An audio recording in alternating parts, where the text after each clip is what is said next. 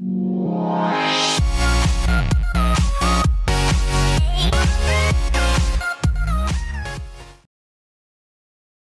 Students, मैं GD sir स्वागत करता हूं आपका एम यूनिवर्सिटी ऑनलाइन क्लासेज में।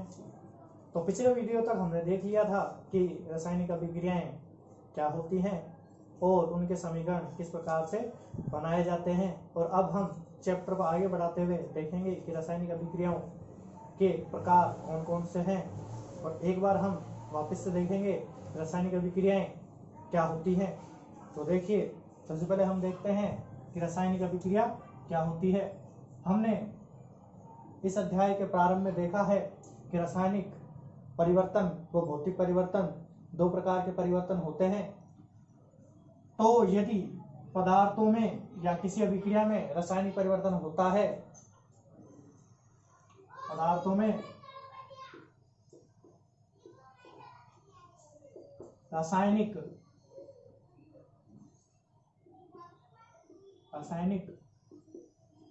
परिवर्तन होना, रासायनिक परिवर्तन होना रासायनिक अभिक्रिया कहलाती है।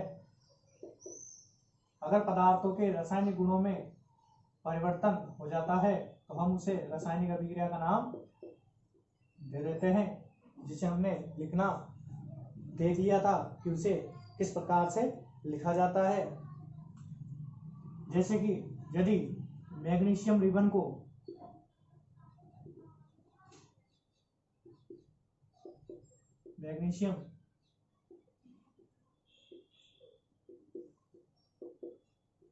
को जलाने पर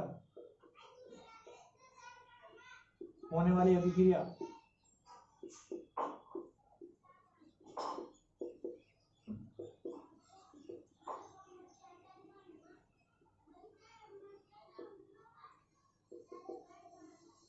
यह एक अभिक्रिया है जिसे रासायनिक अभिक्रिया कहते हैं, क्योंकि मैग्नीशियम रिबन का जलना या किसी भी पदार्थ का जलना रासायनिक अभिक्रिया होता है। तो देखिए, यदि हम इसके लिए समीकरण बनाते हैं तो रिबन को जलाने की अभिक्रिया या जलाने से होने वाली रासायनिक समीकरण को बनाने के लिए देखिए, सबसे पहले हम क्या करेंगे कि जो मैग्नीशियम रिबन दिया हुआ है उसमें से हम तत्व को लेंगे, जो कि क्या है, Mg मैग्नीशियम। हमें रिबन वगैरह पर ध्यान नहीं देना है। तो मैग्नीशियम सॉलिड होता है, तो इसके लिए हम S लिख देते हैं, क्योंकि रिबन है तो वो द्रव या गैस में नहीं हो सकता है। उसके बाद जलाने से तात्पर्य होता है किसी भी पदार्थ की ऑक्सीजन से अभिक्रिया करवा देना, ऑक्सीजन गैस से अभिक्रिया करवा देना, क्योंकि हम जानते हैं कि किसी पदार्थ को जब जलाते हैं तो ऑक्सीजन की उससे अभिक्रिया होती है। तो हम यहाँ पर O2 लिख देते हैं। O2 एक गैस होती है, इस वजह से यहाँ पर G लिख देते हैं। अब हमें इससे क्या बनेगा वह देखना है, तो पिछले वीडियो में हम देख चुके हैं, तो उसी के अनुसार देखते हैं। हम इससे पहले क्या करेंगे, आयनिक अवस्था में लिखेंगे। इसकी आयनिक अवस्था होती है +2 और ऑक्सीजन की अगर आयनिक अवस्था की बात करें तो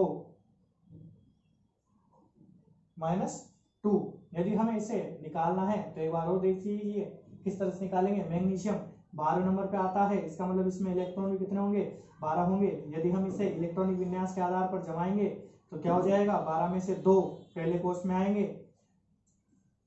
8 दूसरे कोष में, और शेष रहे 2 इलेक्ट्रॉन तीसरे कोष में आ जाएंगे। 4 के नियम के अनुसार 2 4 से नीचे है, इसलिए 2 इलेक्ट्रॉनों को त्याग दिया जाएगा। जब ये 2 इलेक्ट्रॉनों को त्याग देगा तो इस पर 2 प्लस आ जाएगा। वैसे ही अगर ऑक्सीजन की बात करें तो ऑक्सीजन 8 नंबर पे आता है, तो इसमें इलेक्ट्रॉन भी कितने होंगे, 8 होंगे। इन्हें भी हम इलेक्ट्रॉनिक विन्यास के आधार पर जमाते हैं। तो देखिए, 8 में से 2 इलेक्ट्रॉन पहले कोष में और शेष रहे 6 इलेक्ट्रॉन दूसरे कोष में भर देते हैं। 6 इलेक्ट्रॉन 4 से ऊपर है, अतः यह क्या करेगा, 8 इलेक्ट्रॉन पूर्ण करने के लिए 2 इलेक्ट्रॉन जो है दूसरे परमाणु से ग्रहण करेगा। अर्थात हम कह सकते हैं कि मैग्नीशियम के द्वारा त्यागे गए 2 इलेक्ट्रॉनों को ऑक्सीजन के द्वारा ग्रहण किया जाएगा। तो इस तरह से जो है इस पर -2 जो है आवेश आ जाता है। अब हम जो है इसे क्रॉस करवा के पदार्थ बना देते हैं। तो ये भी हमने देख लिया था, इस पर 2 है और इस पर भी 2 है, अतः कोई भी जो है सिंबल या नंबर नहीं लिखा जाएगा। तो देखिए क्या हो जाएगा, MgO ये सॉलिड होता है, राख के रूप में प्राप्त होगा, तो जो है हम इसमें S लगा देते हैं। इस तरह से हम किसी रासायनिक अभिक्रिया के लिए समीकरण लिखते हैं। तो ये हमने पिछले वीडियो तक देख लिया था।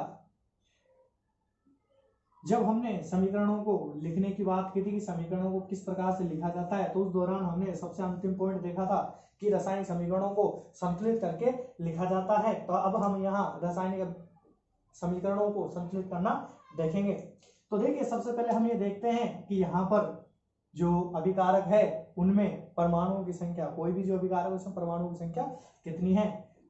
तो यहाँ पर इसके पास कोई भी अंक नहीं लिखा हुआ है, इससे तात्पर्य है कि यह 1 है। तो मैग्नीशियम का परमाणु 1 है। ऑक्सीजन के परमाणु यहाँ 2 लिखे हुए हैं, इसका मतलब है कि ये 2 हैं। यहाँ हम देखें तो मैग्नीशियम कितने हैं, 1, और ऑक्सीजन भी देखा जाए तो वह भी कितना है, 1 है। तो हमने देखा कि मैग्नीशियम की संख्या तो समान है लेकिन ऑक्सीजन की संख्या समान नहीं है, तो हमें इसे समान करना है। तो रासायनिक समीकरणों को संतुलित करने के लिए किताब के अनुसार क्या किया जाता है कि सबसे पहले अन्य परमाणु से तात्पर्य है हाइड्रोजन व ऑक्सीजन को छोड़कर बाकी के जो परमाणु होते हैं उन्हें संतुलित किया जाता है। लेकिन यदि आप ऑक्सीजन या सबसे पहले हाइड्रोजन फिर उसके बाद ऑक्सीजन को संतुलित करेंगे तो यह अभिक्रिया आसानी से संतुलित हो सकती है। हम किताब के अनुसार चलेंगे तो देखिए सबसे पहले हम ऑक्सीजन व हाइड्रोजन को छोड़कर अन्य तत्व अर्थात मैग्नीशियम, इस अभिक्रिया में ऑक्सीजन के अतिरिक्त केवल मैग्नीशियम है तो मैग्नीशियम को संतुलित करने की कोशिश करेंगे, जो कि पहले से संतुलित है। तो फिर हम ऑक्सीजन को संतुलित करने की कोशिश करेंगे। तो देखिए इधर 1 ऑक्सीजन है जबकि इधर 2 ऑक्सीजन है। तो हमें करना क्या है कि जिधर कम है वहां या उस तत्व को 2 से गुणा कर देना है। और आप जानते हैं कि जब भी हम किसी भी संख्या को गुणा करते हैं तो हम उसके सामने की तरफ बाईं ओर जो है उस संख्या को लिख देते हैं। तो हमें यही करना है, यहाँ पर हमको 2 लिख देना है। जब हम यहाँ पर 2 लिखते हैं तो इस परिवर्तन से क्या होगा कि मैग्नीशियम 1 ऑक्सीजन जो है 1 के स्थान पर 2 हो जाएगा, लेकिन साथ ही साथ मैग्नीशियम भी क्या हो जाएगा, 2 हो जाएगा। क्योंकि जब हम A प्लस B को 2 से गुणा करते हैं तो हम जानते हैं कि A जो है वो भी 2 से गुणा होता है और B जो है वो भी 2 से गुणा हो जाता है। तो हमने B को 2 से गुणा करने की कोशिश की थी, इसके साथ ही AB जो है गुणा हो गया है, अतः मैग्नीशियम भी 2 हो गए हैं। तो हमें करना क्या है, वापस से इसे संतुलित करने के लिए इसको भी हम 2 से गुणा कर देते हैं। इस तरह से हम अलग अलग संख्याओं से गुणा कर करके इस समीकरण को संतुलित करते हैं। समीकरण को संतुलित करने की यह विधि हिट एंड ट्रायल विधि कहलाती है। इसे हिंदी में भूल चूक विधि या भूल और प्रयास विधि भी कहा जाता है। तो ये 1 नंबर का क्वेश्चन बन जाता है कि रासायनिक समीकरणों को किस विधि के द्वारा संतुलित किया जाता है। तो हिट एंड ट्रायल विधि के द्वारा संतुलित किया जाता है। यदि पेपर में हिट एंड ट्रायल विधि नहीं हो और भूल व प्रयास या इस तरह के कोई नाम हो तो आपको क्या करना है कि उसका जो इंग्लिश ट्रांसलेशन होगा आपको उसमें देख लेना है, वहां पर हिट एंड ट्रायल विधि लिखा हुआ मिल जाएगा। तो आगे हम देखते हैं कि हमने जो है समीकरण को संतुलित करना सीख लिया है। तो हम कुछ समीकरण या और कोई समीकरण जो है संतुलित करके देखते हैं। तो देखिए जब सोडियम बाइकार्बोनेट अर्थात खाने का जो सोडा होता है अगर इसे गर्म किया जाता है तो इससे सोडियम कार्बोनेट जल व कार्बन डाइऑक्साइड जो है हमें प्राप्त होती है। तो देखिए यहाँ पर ध्यान देने योग्य बात यह है कि यह सॉलिड होता है। तो जब भी हमें लिखना है तो सॉलिड को पहले, फिर यह लिक्विड होता है तो लिक्विड को, उसके बाद और सबसे लास्ट में गैस को लिखा जाता है। इस नियम का भी हमको जो है पालन करना होता है। तो ये छोटी सी बात है लेकिन ध्यान देने योग्य बात है। तो अब हमको क्या करना है, इस समीकरण को थोड़ा ठीक तरीके से लिखते हैं।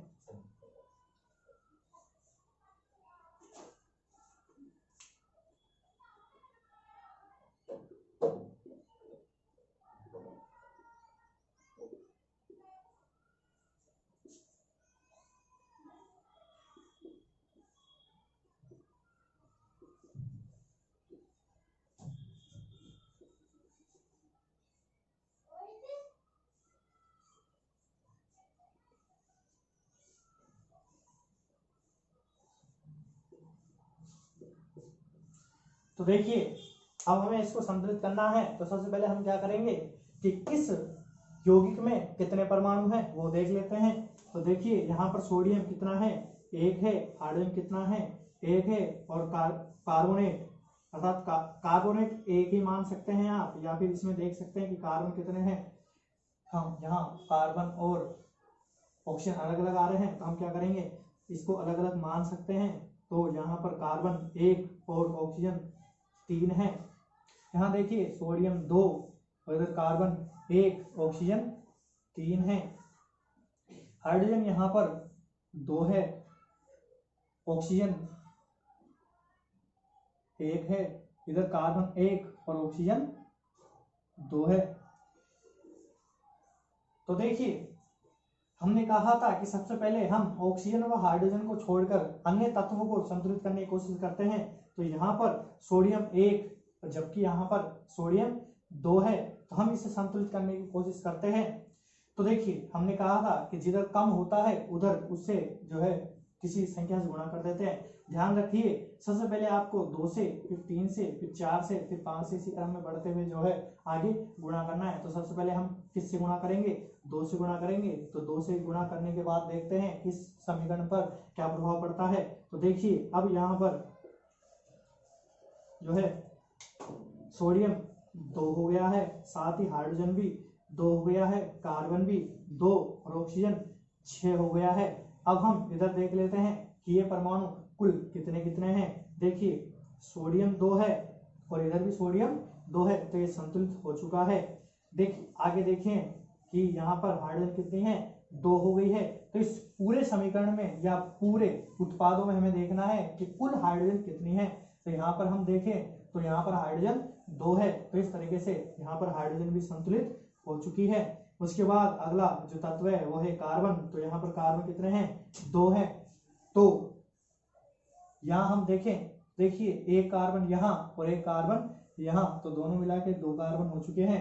तो ये भी संतुलित हैं। इसके अतिरिक्त हम देखें कि यहाँ पर पहले ऑक्सीजन 3 था जो कि अब 6 हो चुका है। तो ऑक्सीजन देख लेते हैं, यहाँ 3 ऑक्सीजन, यहाँ 1 ऑक्सीजन और यहाँ 2 ऑक्सीजन, तो कुल मिला के 6 ऑक्सीजन हो गए हैं। अर्थात हमारे ऑक्सीजन परमाणु भी संतुलित हो गया है। तो हम इस तरीके से जो है अलग अलग संख्याओं से गुणा करके किसी भी रासायनिक समीकरण को संतुलित करना देख सकते हैं। देखिए रासायनिक समीकरण को संतुलित करने का क्वेश्चन जो है राजस्थान बोर्ड या इस पाठ्यक्रम में नहीं है, लेकिन एनसीईआरटी में रासायनिक समीकरणों को संतुलित करने का प्रश्न भी आता था, लेकिन अब नहीं आएगा। तो इससे तात्पर्य ये नहीं है कि हमें समीकरण को संतुलित करना नहीं आना चाहिए। यदि आपसे किसी रासायनिक अभिक्रिया का समीकरण लिखवाया जाता है तो आपको अवश्य ही उसे संतुलित करके लिखना पड़ेगा। यदि आप संतुलित करके नहीं लिखते हैं तो उससे आपके नंबर कटने की जो है संभावना बनी रहती है।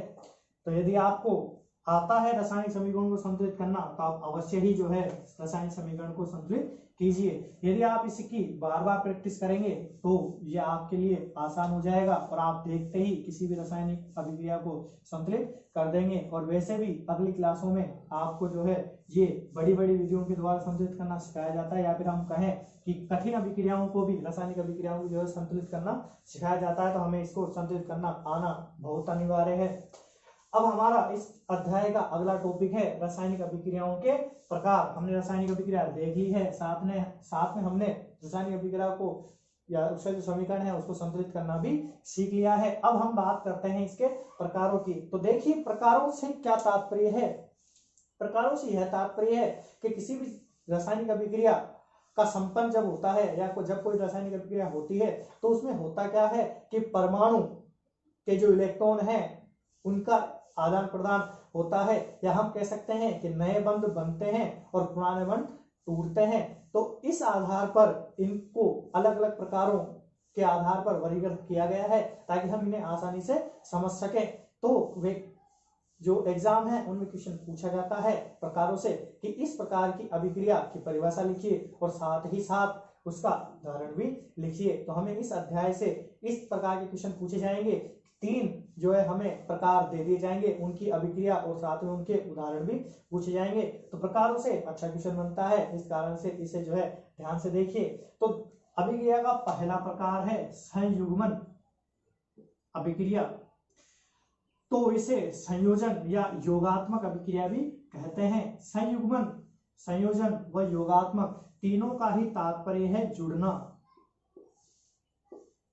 यहां से हम यह समझ सकते हैं कि इस अभिक्रिया में क्या होगा कि तत्वों या हम कहें कि आयन जो होते हैं या परमाणु जो होते हैं वह आपस में जुड़ेंगे और उससे उत्पाद का निर्माण होगा। तो इस अभिक्रिया की परिभाषा कुछ इस प्रकार से होती है कि वह रासायनिक अभिक्रिया जिसमें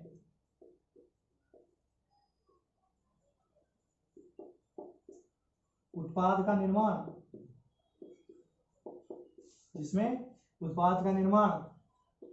दो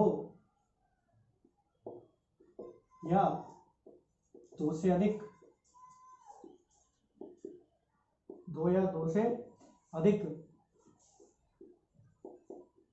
आयनों या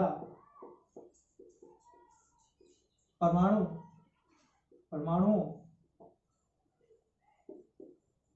के जुड़ने से होता है, तो वह अभिक्रिया संयोजन अभिक्रिया कहलाती है। तो आपको जो है आगे इसको पूरा कर लेना है। वह रासायनिक अभिक्रिया जिसमें उत्पाद का निर्माण दो या दो से अधिक आयनों या हम कहें कि अभिकारकों के जुड़ने से होता है। आप यह भी कह सकते हैं अभिकारकों, उसे भी हम संयोजन अभिक्रिया कहेंगे, या आयनों या परमाणुओं के जुड़ने से होता है उसे भी हम संयोजन अभिक्रिया कहेंगे। संयोजन, संयुग्मन और योगात्मक किसी प्रकार से आपके जो है प्रश्न पूछा जा सकता है। आपको तीनों नाम जो है याद रखने हैं। तो अभी हमने थोड़ी देर पहले देखा है कि मैग्नीशियम रिबन को जब वायु में जलाया जाता है तो उस दौरान क्या होता है कि जो मैग्नीशियम है ठोस अवस्था में ऑक्सीजन से अभिक्रिया करके MgO बना लेता है। तो इस अभिक्रिया में देखिए ये अभिकारक हुए और ये उत्पाद। तो देखिए यहाँ मैग्नीशियम और ऑक्सीजन अभिकारक जुड़कर मैग्नीशियम ऑक्साइड का जो है निर्माण कर लेते हैं। तो यह अभिक्रिया किस प्रकार की अभिक्रिया हो जाएगी? यह अभिक्रिया संयोजन प्रकार की अभिक्रिया हो जाएगी। एक और उदाहरण देख लीजिए, जैसे हमारा जो सबसे आसान उदाहरण है इसका H2 व O2, जो दोनों गैसें हैं जब ये जुड़ती हैं उच्च ताप और दाब पर तो उससे जल का निर्माण हो जाता है। तो वह क्या हो जाएगा? यह भी योगात्मक अभिक्रिया का उदाहरण हो जाएगा। तो देखिए रासायनिक अभिक्रिया का उदाहरण याद करने के लिए अभिक्रिया विभिन्न प्रकार में ये जो उदाहरण है बहुत अधिक काम आता है इस चैप्टर में। अगर आपको केवल मात्र यह उदाहरण याद है तो आप अनेक अभिक्रियाओं के लिए इस उदाहरण का उपयोग कर सकते हैं। तो हम अगला प्रकार देखते हैं। इसमें हमने देखा कि रासायनिक जो संयोजन प्रकार की अभिक्रिया है उसकी परिभाषा क्या है और उसके उदाहरण क्या है। तो आपसे क्वेश्चन ऐसा ही पूछा जाएगा कि संयोजन अभिक्रिया को उदाहरण सहित समझाइए। आप समझाने के लिए यह भी लिख सकते हैं कि उपरोक्त रासायनिक समीकरण में हाइड्रोजन व ऑक्सीजन के जुड़ने से जल का निर्माण होता है। इसमें भी ऐसे लिख सकते हैं मैग्नीशियम और ऑक्सीजन के जुड़ने से मैग्नीशियम ऑक्साइड का निर्माण होता है। तो देखिए स्टूडेंट्स, हमारा जो अगला प्रकार है वह है क्या? अभी हमने देखा था संयोजन, अब हम देखेंगे वियोजन या अपघटनीय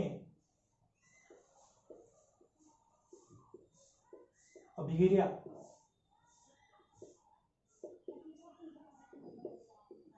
तो देखिए वियोजन या जो अपघटन होता है, इससे तात्पर्य होता है टूटना। अर्थात इस अभिक्रिया में क्या होगा कि पदार्थों को तोड़ा जाएगा। तो देखिए यदि इस अभिक्रिया की परिभाषा की बात करें तो वह रासायनिक अभिक्रिया जिसमें उत्पाद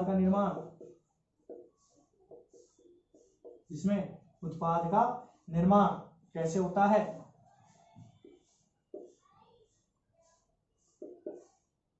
एकल अभिकारक के टूटने से, वह रासायनिक अभिक्रिया जिसमें उत्पाद का निर्माण एकल अभिकारक के टूटने से होता है, ऐसी अभिक्रिया वियोजन प्रकार की अभिक्रिया कहलाती है। तो देखिए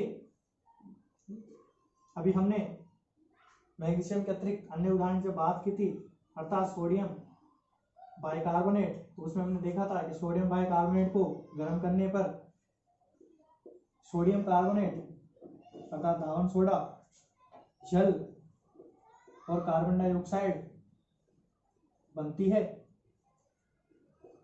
तो ये जो उदाहरण है वह किसका उदाहरण है, अपघटन का। इसमें क्या हो रहा है, एकल जो अभिकारक है वह टूटकर दो या दो से अधिक उत्पाद बना रहा है। तो इस प्रकार की जो अभिक्रिया है वह क्या हो जाएगी, अपघटनीय अभिक्रिया या वियोजन अभिक्रिया हो जाएगी। इसके अतिरिक्त हम जल का उदाहरण भी ले सकते हैं। तो मैंने कहा था कि जल का जो है उदाहरण बहुत जगह काम आता है। तो जब हम जल का विद्युत अपघटन करवाते हैं तो उससे क्या हो जाता है, हाइड्रोजन गैस और ऑक्सीजन गैस जो है हमें प्राप्त होती है। तो यह उदाहरण किसका हो जाएगा, यह भी हमारे अपघटन का उदाहरण हो जाएगा। तो देखिए अपघटन, किसी पदार्थ का अपघटन किस कारण से हो रहा है, इस आधार पर इन अभिक्रियाओं को और अधिक वर्गीकृत किया गया है। तो अपघटनीय अभिक्रियाओं के प्रकारों की अगर हम बात करें तो वह 3 प्रकार की होती है, जो कि अपघटन के लिए प्रयोग किया गया साधन के आधार पर है।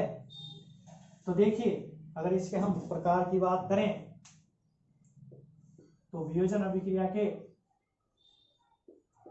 प्रकार, तो वियोजन अभिक्रिया के प्रकार जो है 3 प्रकार हैं। तो पहला प्रकार है हमारा तापीय या ऊष्मीय अपघटन। दूसरा हो जाएगा हमारे प्रकाशीय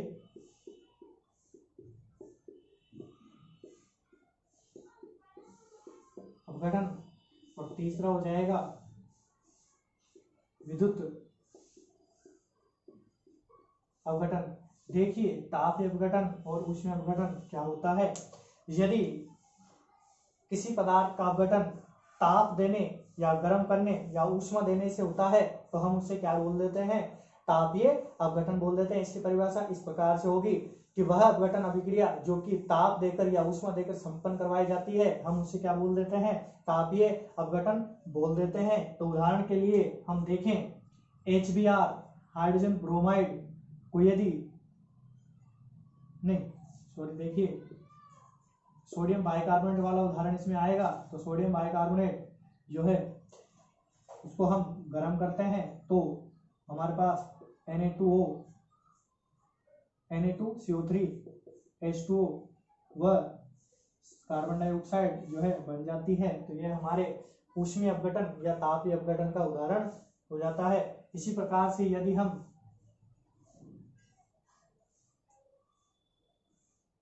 कैल्शियम कार्बोनेट को गर्म करते हैं तो हमारे पास बिना बुझा हुआ चूना व कार्बन डाइऑक्साइड प्राप्त होती है। यह भी तापीय अपघटन का उदाहरण है। अब हम प्रकाशीय अपघटन का उदाहरण देखते हैं। तो प्रकाशीय अपघटन का जो परिभाषा है वो क्या हो जाएगी, यदि अपघटन या अपघटनीय अभिक्रिया जो है वो किसके माध्यम से हो, प्रकाश के माध्यम से, तो उसे हम प्रकाशीय अपघटन कह देते हैं।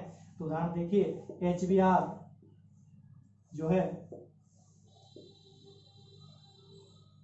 H2 और Br2, इसे ब्रोमीन गैस कहते हैं, ब्रोमीन गैस।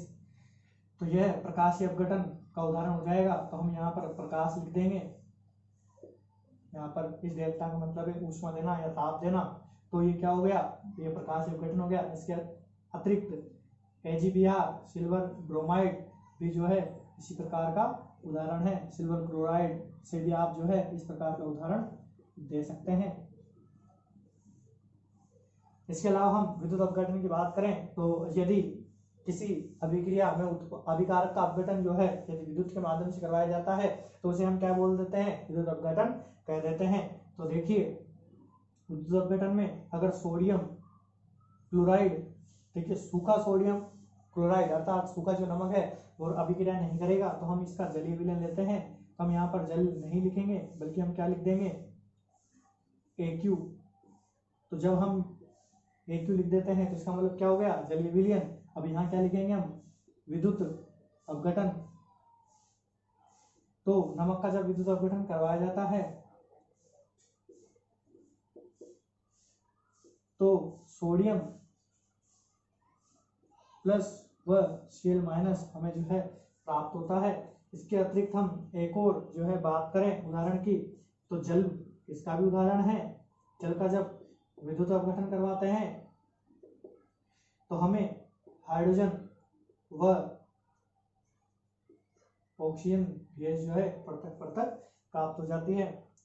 तो इस प्रकार से हमने देखा कि अपघटनीय अभिक्रिया के 3 प्रकार होते हैं, तापीय अपघटन, प्रकाशीय अपघटन और विद्युत अपघटन। यह अपघटन के जो प्रकार हैं वह अपघटन के लिए प्रयोग किए गए साधनों के आधार पर है। यदि अपघटन ताप या ऊष्मा के आधार पर किया जाता है तो हम उसे तापीय अपघटन कह देते हैं। यदि प्रकाशीय अपघटन की बात करें तो अगर ये अपघटन में यदि प्रकाश माध्यम के रूप में उपयोग किया जाता है तो प्रकाश अपघटन हो जाता है। इसके अतिरिक्त विद्युत अपघटन जो है, यदि विद्युत अपघटन वो अगर विद्युत का उपयोग अपघटन के लिए करवाया जाता है तो क्या हो जाएगा, विद्युत अपघटन कहलाएगा। तो इस तरह से हमने जो है अभिक्रिया के 2 प्रकारों की चर्चा की, संयोजन अभिक्रिया और वियोजन अभिक्रिया। तो संयोजन अभिक्रिया में उत्पाद का निर्माण अभिकारकों के जुड़ने से होता है, जबकि वियोजन अभिक्रिया में पदार्थ का निर्माण जो है या उत्पाद का जो निर्माण है वो एकल अभिकारक के टूटने से होता है। तो यदि आपको टूटने वाली अभिक्रिया बनानी है तो इसमें क्या है, हमको थोड़ा सा ध्यान रखना पड़ता है कि देखिए जब कार्बोनेट जो आयन होता है यह 2 चीजों में टूटता है, ऑक्सीजन जो सामान्यतः नवजात होती है और कार्बन डाइऑक्साइड। ठीक है, तो देखिए जब हम किसी ऐसे यौगिक को गर्म करते हैं जिसमें क्या हो, कार्बोनेट हो, तो वहां सामान्यतः ऐसी अभिक्रिया होती है कि कार्बन डाइऑक्साइड मुक्त होती है। तो देखिए आपको कार्बन डाइऑक्साइड मुक्त कर देनी है। इसके बाद 3 ऑक्सीजनों में से एक ऑक्सीजन बचा, उस अतिरिक्त ऑक्सीजन को हमको वापस से कैल्शियम के साथ जोड़कर उत्पाद बना देना है। तो देखिए यहाँ पर क्या होता है, जब हमने इसको संतुलित किया था तो आपको पता है कि हमने 2 जो है ये सोडियम बाइकार्बोनेट के जो है लिए थे हमने। तो देखिए यहाँ पर भी क्या होगा, कार्बोनेट को जब तोड़ा जाएगा तो इससे भी जो है नवजात ऑक्सीजन व कार्बन डाइऑक्साइड बनेगी। तो देखिए सबसे पहले हमने कार्बन डाइऑक्साइड बना लिया है। इसके अतिरिक्त देखिए जो ऑक्सीजन है वो सोडियम और हाइड्रोजन दोनों से विक्रिया कर सकती है, लेकिन हम जानते हैं कि स्थायी तत्व जो है जल होता है, तो ऑक्सीजन हाइड्रोजन के साथ अभिक्रिया करके जल का निर्माण कर लेती है। और हमने 2 लिए थे जिनमें से जो एक कार्बोनेट था उसको हमने तोड़ लिया है, एक कार्बन पुनः इससे जुड़ जाता है, क्योंकि हम जानते हैं कि सोडियम कार्बोनेट ये बाइकार्बोनेट है, जबकि सोडियम कार्बोनेट भी एक स्थायी यौगिक होता है। तो एक कार्बोनेट आयन सोडियम से भी अभिक्रिया कर सकता है। और हम देखें कि ऑक्सीजन से अधिक विद्युत ऋणता जो है कार्बोनेट में होती है, इस कारण भी सोडियम जो है ऑक्सीजन की अपेक्षा कार्बोनेट से शीघ्र अभिक्रिया करता है। तो इस तरह से हम जो है अभिक्रिया को करवा सकते हैं। यह अभिक्रिया बिल्कुल आसान है। देखिए इसमें तोड़ने के लिए आपको पता है कि मैंने बताया था कि जब कोई ऐसा यौगिक टूटता है जो गैसीय रूप में पाया जाता है तो आपको क्या करना है, उसके आगे 2 लगा देना है। तो ये भी गैस होती है और ये भी गैस होती है। आज आने वाले चैप्टर में आपको पता चल जाए कौन कौन सी गैसें होती हैं। आगे देखिए AgBr, इसमें भी आपको क्या करना है, देखिए Br एक गैस होती है तो Br गैस निकाल देना है। Ag सिल्वर को कहते हैं अर्जेंटम, तो अर्जेंटम सॉलिड होती है, इसको हमको अकेला लिखना है, जिस प्रकार से हमने पिछले वीडियो में मैग्नीशियम को लिखा था। इसके बाद नमक की बात करें तो आपको पता है कि Na जो प्लस वाला होता है और Cl माइनस वाला होता है, तो हम इसे इस तरह से लिख सकते हैं। जल में भी हमने जो तरीका यहाँ इस्तेमाल किया है वही तरीका हमने यहाँ इस्तेमाल किया। हाइड्रोजन गैस होती है, इस कारण से हमने इसके H2 लगा दिया, और ऑक्सीजन भी गैस होती है इसलिए इसके O2 लगा दिया। इसके अतिरिक्त अन्य इस अध्याय में किसी भी अभिक्रिया में आपको कोई दिक्कत नहीं आएगी। तो देखिए अभिक्रिया का अगला प्रकार। तो देखिए स्टूडेंट्स, अब हम अभिक्रिया का अगला प्रकार देखते हैं, विस्थापन अभिक्रिया। देखिए विस्थापन से मतलब होता है स्थानांतरण।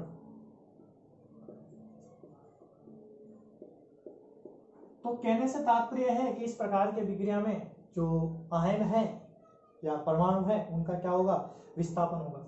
देखिए इस अभिक्रिया को हम एकल विस्थापन भी कहते हैं, क्योंकि इसकी अगली अभिक्रिया हम पढ़ेंगे द्विविस्थापन अभिक्रिया। तो हम अभी क्या पढ़ रहे हैं, एकल विस्थापन अभिक्रिया। जब तक विस्थापन अभिक्रिया कहा जाता है तो आपको उसको एकल विस्थापन ही मानना है। तो देखिए ऐसी अभिक्रिया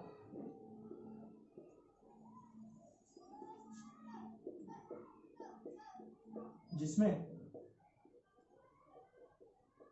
उत्पाद का निर्माण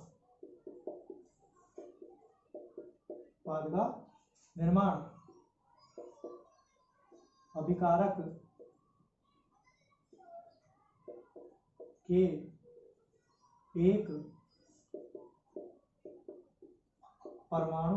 परमाणु या आयन के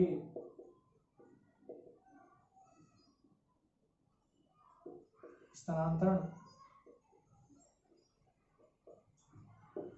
से होता है, ऐसी अभिक्रिया विस्थापन अभिक्रिया कहलाती है। तो देखिए ऐसे अभिक्रिया जिसमें उत्पाद का निर्माण अभिकारक के एक परमाणु या आयन के स्थानांतरण से होता है, तो हम उसे क्या कह देते हैं, विस्थापन अभिक्रिया कह देते हैं। तो देखिए इस अभिक्रिया का सबसे बढ़िया और पूछे जाने वाला उदाहरण है कि यदि हम कॉपर सल्फेट के विलयन जो कि नीले कलर का होता है, देखिए यदि हम किसी पात्र में कॉपर सल्फेट का विलयन लेते हैं जो कि नीले कलर का होता है, तो हमने क्या ले लिया, नीले रंग का CuSO4 का विलयन ले लिया। यदि इस विलयन में हम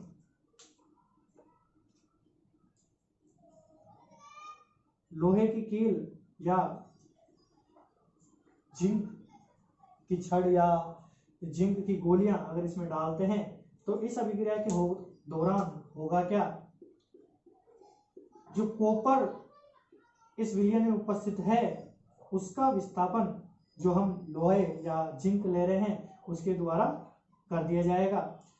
तो कॉपर को हटाकर उसके स्थान पर क्या आ जाएगा, Fe, या अगर हम जिंक लेते हैं तो जिंक आ जाएगा, और उससे क्या हो जाएगा, उसके बाद FeSO4 या ZnSO4 का विलयन बन जाएगा।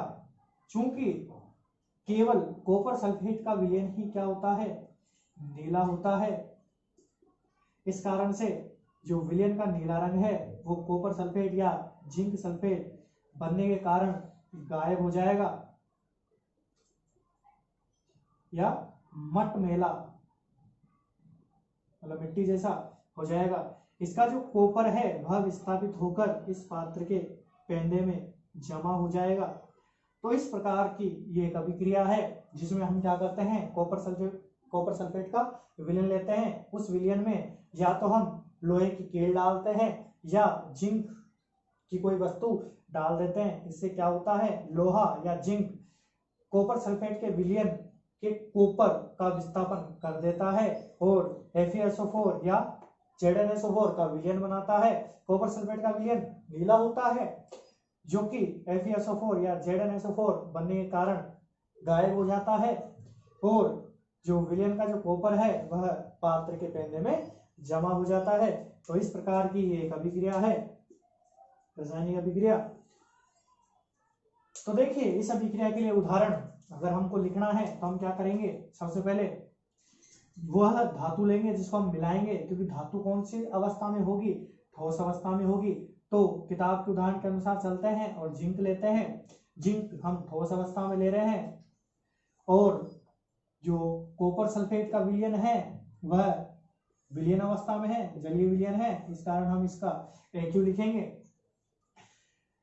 इस अभिक्रिया को करवाना भी हम देख चुके हैं। हमको क्या करना है, इसको आयनिक अवस्था में लेके आना है। तो जिंक की आयनिक अवस्था होती है +2, कॉपर की यहाँ पर अवस्था है Cu +2 और जबकि SO4 की अवस्था है -2। यह आपको याद रखना पड़ेगा कि सल्फेट जो है -2 का होता है, तो उसके अनुसार आप कॉपर की संयोजकता जो है पता कर सकते हैं, क्योंकि अगर इसकी संयोजकता 2 है और यहाँ पर कोई भी जो है संख्या नहीं लिखी हुई है, इसका तात्पर्य है कि दोनों ही बराबर रही होगी, इस कारण से यहाँ पर कोई भी संख्या नहीं लिखी गई है। तो इससे आप अनुमान लगा सकते हैं कि यह 2 का ही होगा। अगर कोई और संख्या होती तो इधर जाने पर लिखी जाती। तो देखिए हमने आयनिक अवस्था लिख ली है। अब हमको क्या करना है, कॉपर का विस्थापन कर देना है। अर्थात कहने से तात्पर्य यह है कि जिंक की अभिक्रिया हमको सल्फेट से करवा देनी है। हम जानते हैं कि यहाँ पर भी 2 है और यहाँ पर भी 2 है, तो क्या होगा, हमको कुछ नहीं लिखना है, डायरेक्ट हम क्या लिख देंगे, कॉपर जिंक सल्फेट जो है लिख देंगे। देखिए जिंक सल्फेट का विलयन बनेगा और कॉपर जो है हमारे अवक्षेपित होगा, तो उस जो कि ठोस होगा, तो इस कारण से हमें कॉपर लिखना चाहिए। कॉपर जो है पहले लिखना चाहिए और ZnSO4 बाद में लिखना चाहिए, लेकिन हम जो है ZnSO4 को ही पहले लिखेंगे और कॉपर को बाद में लिखेंगे। कॉपर हमें पता है कि पात्र के पहले प्राप्त हो रहा है, तो आप इसमें जो है नीचे या डाउन एरो का इस्तेमाल जो है कर सकते हैं। तो इस अभिक्रिया का ये जो है उदाहरण हो गया। तो देखिए हमने परिभाषा में बात की थी कि ऐसी अभिक्रिया जिसमें उत्पाद का निर्माण अभिकारक के एक परमाणु या आयन के स्थानांतरण से होता है। तो यहाँ पर जिंक का स्थानांतरण हो गया है कॉपर के साथ, या कॉपर हट गया है उसके स्थान पर जिंक आ गया है। तो ये क्या है, एक जो है विस्थापन अभिक्रिया का उदाहरण है। अब इस अभिक्रिया में हमको देखने योग्य बात यह है कि हमें कैसे पता चलेगा कि कोई तत्व दूसरे तत्व का विस्थापन कर सकता है। तो इसके लिए जो है वैज्ञानिकों द्वारा सक्रियता श्रेणी बनाई गई है। तो सक्रियता श्रेणी क्या होती है वह देखते हैं, क्योंकि वह हमारे अगले अभिक्रिया के प्रकार द्विविस्थापन अभिक्रिया में भी जो है काम आएगी। तो देखिए सक्रियता श्रेणी,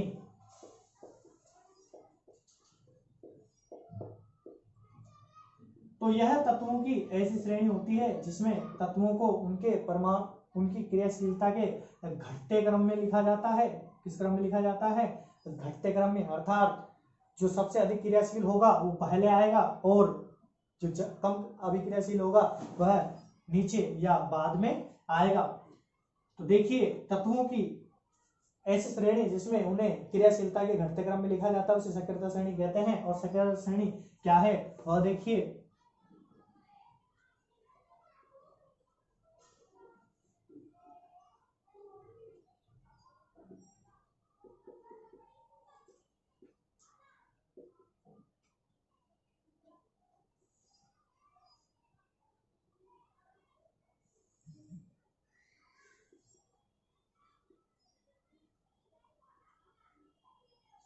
तो यह तत्वों की सक्रियता श्रेणी है। जैसे जैसे हम इस श्रेणी में नीचे जाते हैं तो नीचे कम अभिक्रियाशील तत्व होंगे जबकि ऊपर अधिक अभिक्रियाशील तत्व होंगे।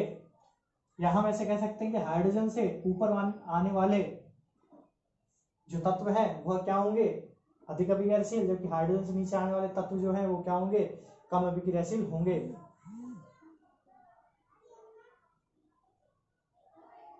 तो देखिए यदि यह आपको याद नहीं होती है तो उसमें देखिए उसके लिए भी ट्रिक है। तो देखिए कान्हा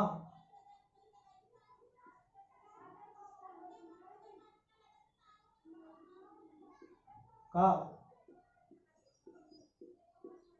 मांगे आलू जिन्हें फेंके प्रभु है क्यों होगा आज उत्तम। तो इस प्रकार से आप देख सकते हैं कि ये जो ट्रिक है वह सकर्त श्रेणी को समझने में जो है हमारे सहायता करेगी।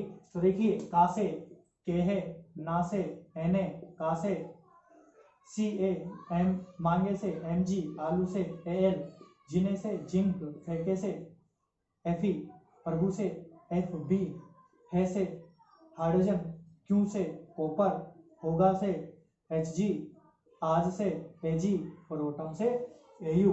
तो इस तरह से जो है हमारे सकर्त श्रेणी की ट्रिक हो जाती है। तो यह अभिक्रिया यह श्रेणी जो है हमारे द्विविस्थापन अभिक्रिया में भी काम आएगी।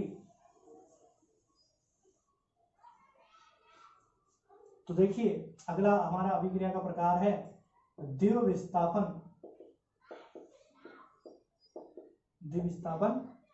अभिक्रिया। तो अगर हम परिभाषा की बात करें तो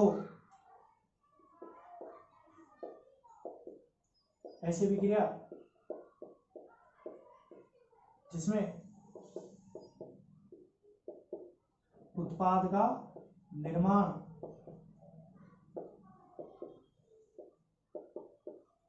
अभिकारकों के आयनों या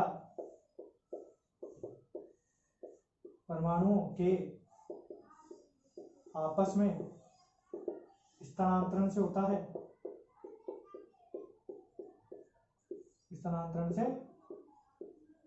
है, तो ऐसे अभिक्रिया क्या कहलाएगी? द्विविस्थापन अभिक्रिया कहलाएगी। तो यह हमारी क्या हो जाएगी? द्विविस्थापन अभिक्रिया। तो देखिए, हम एक एग्जांपल लेके देखते हैं कि क्या FeO का विलयन कॉपर सल्फेट के विलयन से अभिक्रिया कर सकता है। तो हमको क्या देखना है कि Fe जो है कॉपर के स्थान पर आ सकता है या नहीं।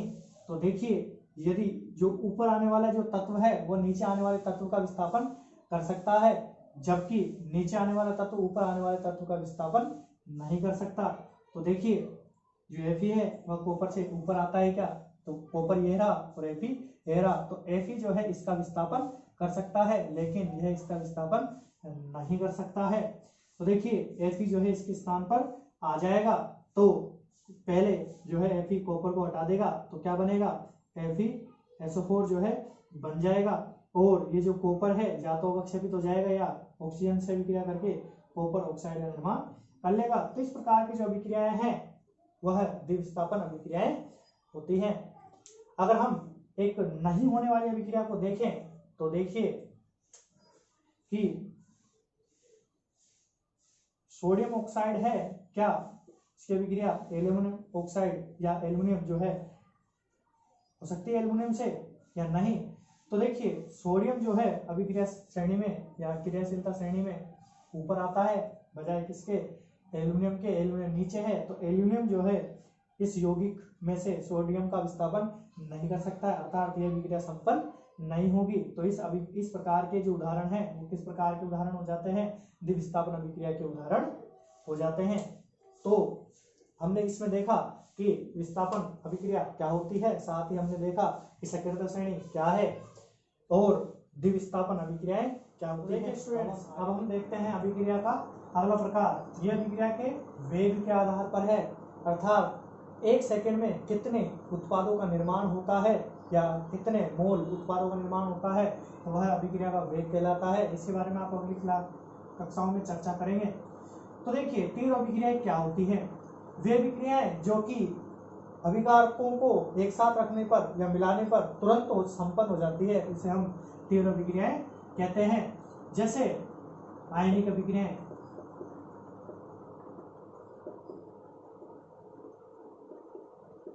आयनिक अभिक्रियाएं जो होती हैं वह तीव्र अभिक्रिया की श्रेणी में आती है। जैसे मान लो कि अम्ल व क्षार की जो अभिक्रिया होती है वह कौन सी अभिक्रिया हो गई? तीव्र अभिक्रिया। इसमें 10⁻⁻10 सेकंड का समय लगता है। तो यह क्या हो गई, एक तीव्र अभिक्रिया होती है। अम्ल और क्षार की अभिक्रिया हम उदासीनीकरण अभिक्रिया में देखेंगे। मंद अभिक्रिया देखिए, मंद अभिक्रिया वह अभिक्रिया होती है जो धीरे धीरे संपन्न होती है, जैसे लोहे पर जंग लगना, तो यह मंद अभिक्रिया है। इसके अतिरिक्त इसका एक और उदाहरण भी है, लोहे पर जंग लगने की अभिक्रिया देख लेते हैं पहले। Fe को H2O और O2 की उपस्थिति में रखें तो उससे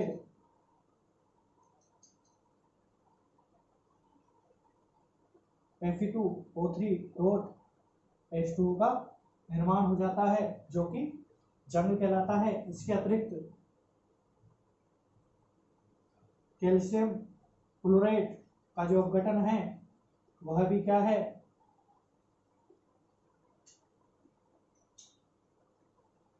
एक मंद अभिक्रिया है। तो ये मंद अभिक्रिया हुई। और ये तीव्र अभिक्रिया वे होती है जो बहुत ही कम समय में संपन्न हो जाती है, उन्हें हम मंद अभिक्रिया कहते हैं, जिनकी सामान्य जो वेग है वो क्या है, 10⁻⁻10। ठीक है। उसके बाद मंद अभिक्रिया, तो लोहे पर जंग लगना एक मंद अभिक्रिया का उदाहरण है। तो ये हो गए हमारे वेग के आधार पर अभिक्रियाओं के प्रकार। तो देखिए स्टूडेंट्स, अगला हमारा प्रकार है अनुत्क्रमणीय।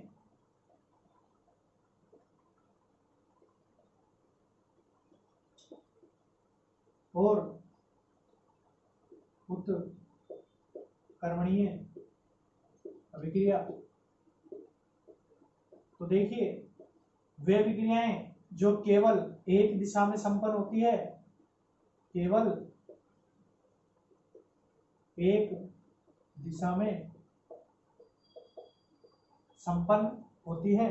तो आप इसकी पूरी जो परिभाषा लिख सकते हैं कि वे अभिक्रियाएं जो केवल एक दिशा में संपन्न होती है, सामान्य तो अग्र दिशा में होती है, तो वैसी अभिक्रियाएं जो है अनुत्क्रमण अभिक्रिया कहलाती हैं। जबकि ऐसी अभिक्रियाएं जो अग्र व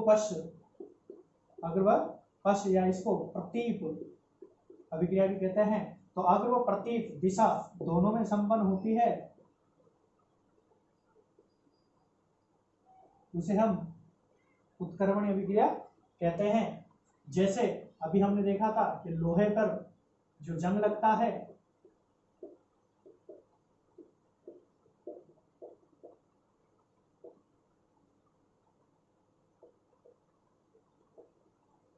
तो यह एक अनुत्क्रमणीय अभिक्रिया का उदाहरण है। वैसे ही कार्बन को यदि जलाया जाए तो कार्बन डाइऑक्साइड बनती है, तो ये भी क्या है, एक अनुत्क्रमणीय अभिक्रिया का उदाहरण है।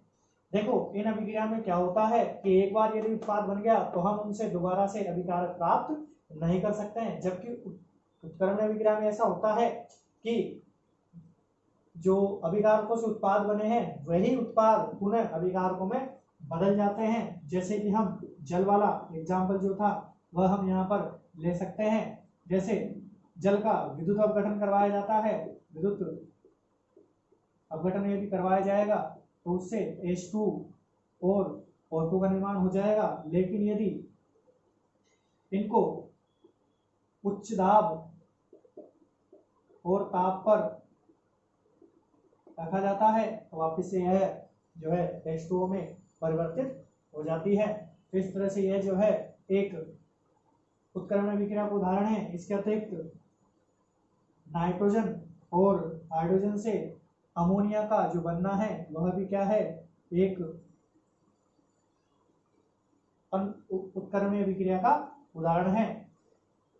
तो उत्क्रमणीय अभिक्रिया में होता क्या है कि अभिकारकों से प्रारंभ में उत्पादों का निर्माण होता है, और जब उत्पादों की संख्या जो है सामान्य हो जाती है या कुछ देर बाद क्या होता है कि जो उत्पाद हैं वो वापस से अभिकारकों में परिवर्तित होना चालू हो जाते हैं।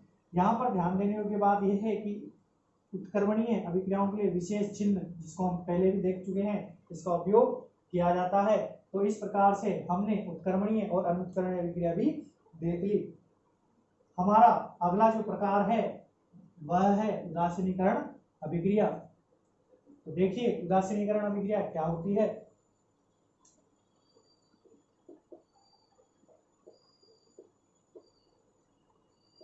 यह अभिक्रिया अम्ल और क्षार के लिए होती है।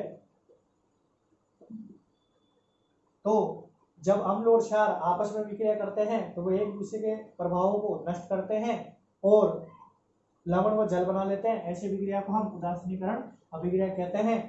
तो यह जो परिभाषा है हम पुनः अम्ल क्षार वाले अर्थात 5वें चैप्टर में दोबारा से पढ़ेंगे। तो यहाँ पर जो है तुरंत देख लीजिए कि अम्ल और क्षार की विक्रिया किस प्रकार से होती है। जैसे हमने एक अम्ल लिया HCl और एक क्षार लिया NaOH, तो वही हमने पुराना तरीका, पहले हमने इसको इसमें चेंज किया आयनिक अवस्था में,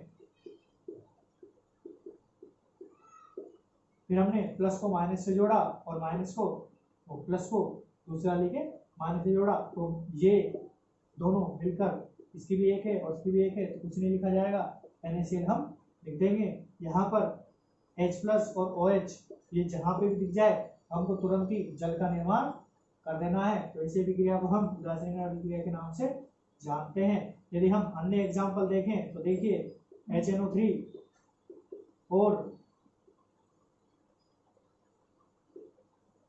एल्युमिनियम हाइड्रोक्साइड देख लेते हैं। तो देखिए ये इससे जुड़ेगा और यह इससे जुड़ेगा।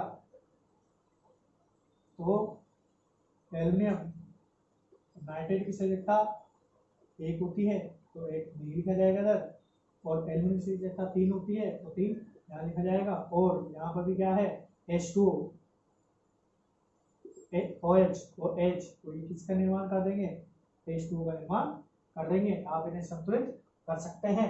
तो ये हमारा आज का जो है अंतिम टॉपिक हो गया उदासीनीकरण अभिक्रिया। तो इस वीडियो में हमने अभिक्रियाओं के प्रकारों की बात की है। इसके अतिरिक्त अध्याय में भी अभिक्रिया के और भी प्रकार हैं, तो उन्हें हम अगले वीडियो में देखेंगे और उसके बाद हम उत्प्रेरक की बात करेंगे, जिसके साथ ही यह अध्याय समाप्त हो जाएगा। तो इन वीडियो की सहायता से पढ़ते रहिए और एग्जाम की तैयारी करते रहिए। मिलते हैं हम अगले वीडियो में। इस वीडियो को देखने के लिए आपका धन्यवाद, और इस वीडियो को लाइक कीजिए और अपने दोस्तों के साथ शेयर कीजिए। साथ ही इस चैनल को सब्सक्राइब कीजिए ताकि आने वाली वीडियो की नोटिफिकेशन आपके पास आ जाए। Thank you.